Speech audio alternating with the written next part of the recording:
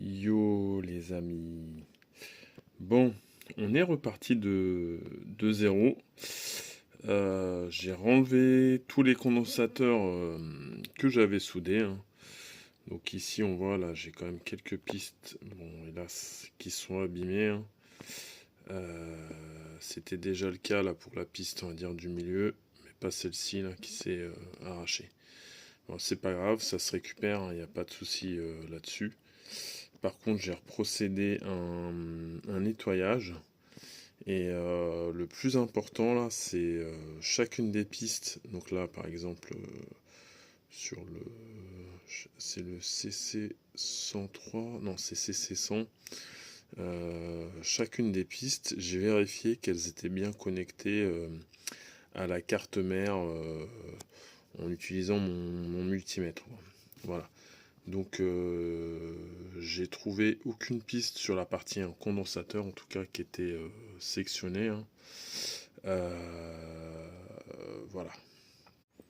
Donc j'ai aussi enlevé les bobines L501, L502. Pareil, j'ai checké les pistes de chacune des bobines, voir si c'était pas déconnecté. J'ai enlevé pas mal de soudure ici, là on va refaire des points de soudure parce qu'il y avait peut-être des soudures sèches. Lui je vais le renlever. Pareil, j'ai checké à ces bornes que c'était bien connecté au niveau de la carte mère. Il y a le condensateur qui était ici, alors il est de l'autre côté, je l'ai aussi viré. Pour l'instant c'est le seul point où j'ai pas vérifié les pistes, mais je vais le faire de ce pas. De toute manière, en gros, j'ai préparé un petit sachet de condensateur. Les anciens condensateurs, hein, je les avais testés, ils étaient fonctionnels. Dans le doute, s'il y en a un qui est un peu faiblard, je vais les remplacer, comme ça coûte pas cher, hein, je vais pas me prendre la tête avec ça. Et puis après, on va retester le 5 volts de la console. Voilà, allez, à tout à l'heure. Bon, j'ai pris chacun des condensateurs que je vais remettre sur la PC Engine GT. Je les ai testés un par un. Là, je vous montre très rapidement. Oh, attendez, on fait ça. Voilà, un petit testeur pour vérifier que tous les condensateurs étaient à la bonne valeur. Donc là, on a 97 microfarads. Donc c'est un condensateur de 100 microfarads, 16 volts. Voilà, je les ai tous testés. Donc là, il n'y en a aucun pour l'instant qui est défaillant. Et on va tous les souder. Donc, je viens de procéder au changement des différents condensateurs. Donc voilà hein, à quoi ça ressemble. Donc là, j'ai vraiment mis des condensateurs que j'ai vérifiés un par un. Voilà. Ça peut arriver qu'il y en ait qui soient HS dans les condensateurs neufs, hein. Après, c'est très très rare. Mais là, il n'y a pas photo. Je les ai testés un par un. Celui-ci c'est un chinois là, mais je vais en recevoir je dirais de meilleure qualité là prochainement. Mais tous les autres, c'est des marques qui sont reconnues dans le monde de l'électronique. Donc voilà, hein. Je vais revérifier maintenant qu'ils sont bien soudés et qu'ils font bien contact avec les différentes pistes. J'ai aussi remplacé la petite bobine ici, hein, donc par une neuve. L'autre était déjà neuve, mais dans le doute, j'ai tout rechangé. Comme ça, on se posera plus la question de est-ce qu'il y a un problème sur un composant changé, quoi. Donc sur la partie ici, pareil, les bobines L501, L502, j'ai viré celles qu'il y avait avant. J'ai remis des neuves que j'ai aussi testées. J'ai repassé un peu de la soudure sur les différents composés qui étaient autour. J'ai refait les soudures de l'interrupteur. Le connecteur d'Alim continue ici, là, il a été changé, enfin il est en dessous. Donc les pattes ont été ressoudées. J'ai remis de la soudure là, là.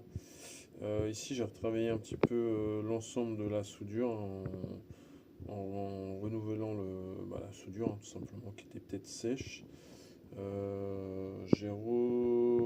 j'en ai remis aussi sur le Q502. Là, je vais checker des pistes pour voir qu'il y a bien un contact qu'il y a bien contact entre les différents éléments.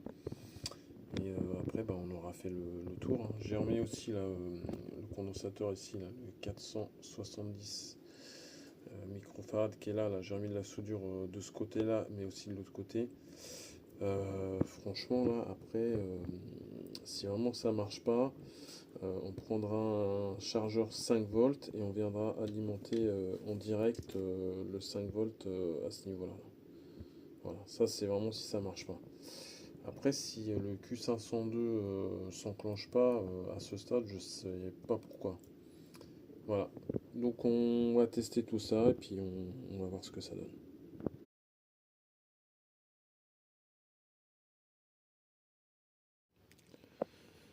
Bon,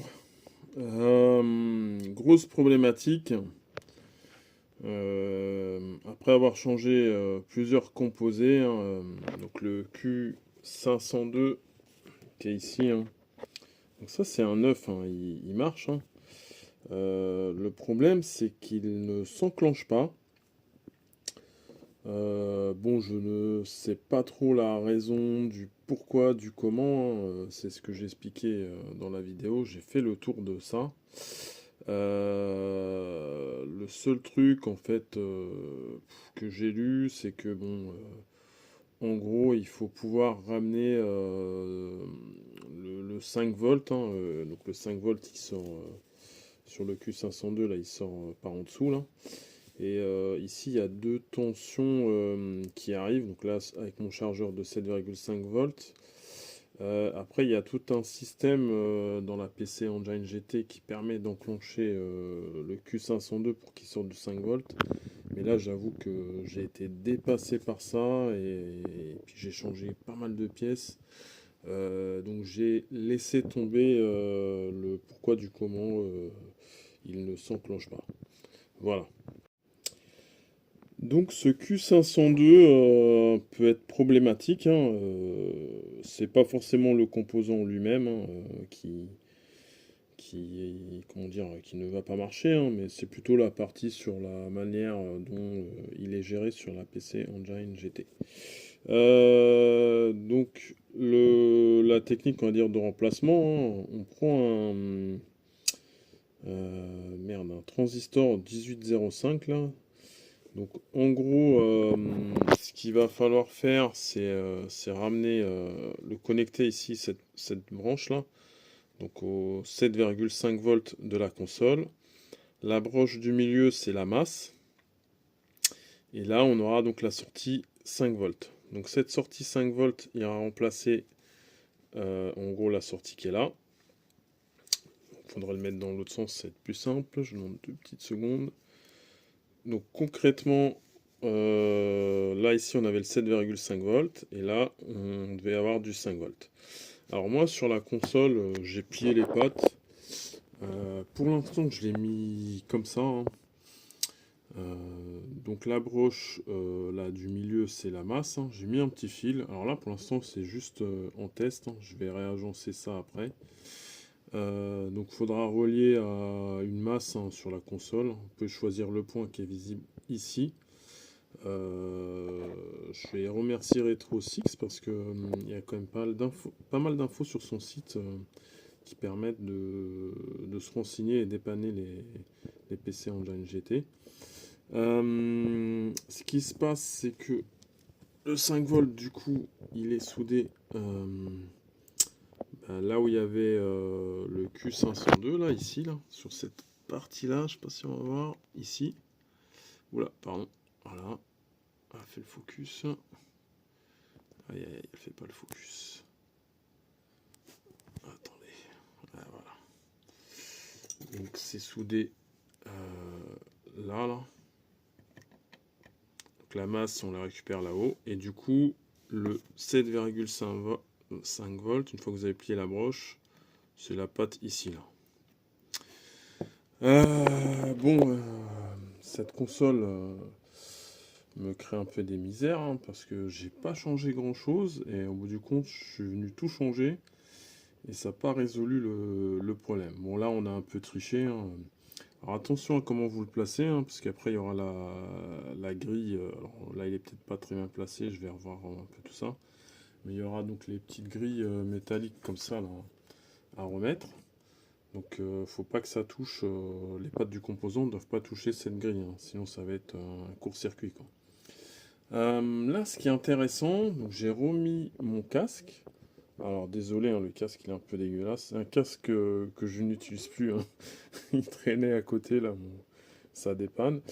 Et donc en remettant le jeu là, Dragon Spirit, donc là j'ai un chargeur 7,5 volts. J'ai connecté mon casque à la sortie audio. Et là, ce qui était intéressant, alors on va remettre en route l'interrupteur. Et là, en fait, on réentend, en gros, alors je sais plus si c'est celui-là, la console démarrer.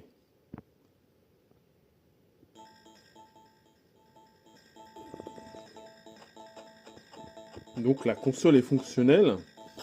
C'est vraiment le Q502 qui casse la tête, quoi.